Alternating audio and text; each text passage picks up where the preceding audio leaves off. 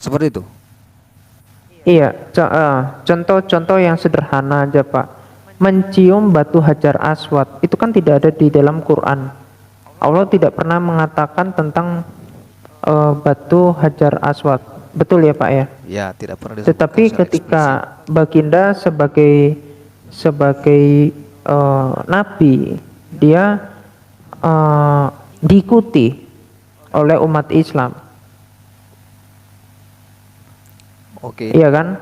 Artinya tidak cukup perkataan Allah saja yang di dalam Quran. Artinya perkataan Allah yang diyakini adalah gini, perkataan Muhammad yang diyakini itu adalah perkataan Allah, itulah yang ditaati oleh umat Islam. Betul ya Pak? Ya. Nah, itu. Jadi begini. Ketika kita mau menggali hukum Islam hanya merujuk kepada Al-Quran, kita tidak akan pernah mendapatkan sebuah penjelasan yang komprehensif. Karena ketika Al-Quran menjelaskan sebuah konstruksi hukum, maka hukum tersebut berbicara secara global. Contoh, Al-Quran mengatakan wa aqimus sholah wa atuz zakah, dirikan sholat dan tunaikan zakat. Syarat-syarat sholat ini rakaatnya berapa, apa aja yang dibaca, seperti apa gerakannya, itu nggak dijelaskan oleh Al-Quran. Siapa yang menjelaskannya? Nabi Muhammad. Begitupun hal-hal yang berkaitan dengan zakat. Dalam hal ini kan yang sedang menjadi persoalan adalah mencium hajar aswad. Ini tidak terlepas kaitannya dengan haji dan umroh. Perintah haji dan umroh itu ada di dalam Al-Quran. Wa atimul hajja wal umrata lillah, dan dirikanlah haji dan umroh karena Allah Ta'ala. Tetapi penjelasannya, rukun-rukun haji itu seperti apa, syarat-syarat haji itu seperti apa, gerakannya seperti apa, itu tidak dijelaskan. Nah, yang memiliki otoritas untuk menjelaskan hal ini Nabi Muhammad SAW, tentu atas instruksi dari Allah Subhanahu wa Ta'ala. Sekarang kita lebih mengerucut lagi yang berkaitan dengan mencium hajar aswad. Mencium hajar aswad ini kan dilakukan oleh Nabi Muhammad atas instruksi dari Allah Subhanahu wa Ta'ala.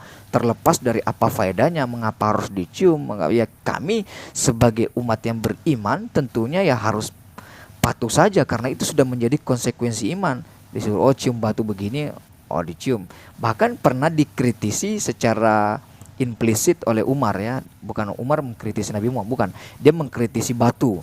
Dia mengatakan, hai batu, kalau kamu nih saya lihat nggak dicium Nabi, maka saya pun nggak mau mencium kamu. Jadi dia ingin mengatakan bahwa dia cium batu pun secara nurani ya nggak mau, ya, karena ini dilakukan Nabi, ya dia pun mencium batu itu karena memang hanya ikut menduplikasi apa yang dilakukan oleh Nabi Muhammad SAW. Saya kira itu adalah konteks iman, ya, yang diyakini oleh siapa saja yang beriman tentunya. Oke. Ya, kenapa Pak konteks iman?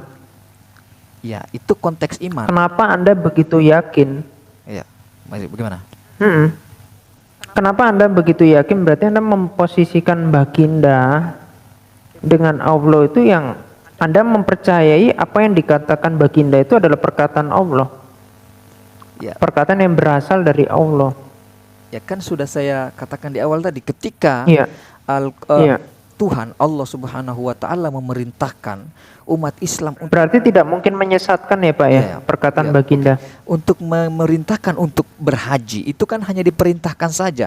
Syaratnya, rukunnya, cara mengerjakannya, tata caranya seperti apa itu tidak dijelaskan. Nah, dalam hal ini untuk menjelaskan cara-cara secara detail pelaksanaan ibadah haji dan umroh itu, Nabi Muhammad SAW yang diberikan wewenang untuk menjelaskan, tentunya atas instruksi dari Allah Subhanahu wa Ta'ala. Jadi mencium batu itu ya ketika Nabi Muhammad SAW melakukan sebuah kegiatan ataupun sebuah aktivitas dan itu tidak ditegur langsung oleh Allah Subhanahu wa Ta'ala melalui wahyu, berarti hal tersebut instruksi dari Allah Subhanahu wa Ta'ala ataupun mendapatkan rekomendasi legalisir dari Allah Subhanahu wa Ta'ala. Begitu. Ya, oke. Jadi hakikat yang diperoleh ketika perkataan Baginda, ya, itu diyakini adalah perkataan yang benar karena Allah tidak menegurnya. Iya. Artinya Anda mempercayai apa yang dikatakan baginda itu setara dengan apa yang dikatakan oleh Allah Iya. ketika tidak ada teguran. Iya. Ya, ya udah, hakikat itu yang Seperti sebetulnya itu. yang Begitu maksudnya. iya, sifat-sifat itu. Iya. Oh, iya.